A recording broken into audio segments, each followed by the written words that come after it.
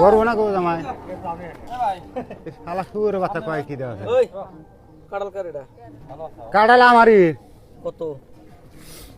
কাঁঠাল 150 টাকা নি হ্যাঁ 150 এই কাঁঠাল 150 ওজন কি দেখা না না কম করে নাও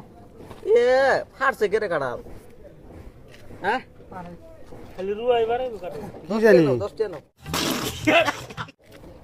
হেই 10 টাকা তোমার কাঁঠাল খানা গো না কাঁঠালে চোষা খানা গো কাঁঠালে বিসি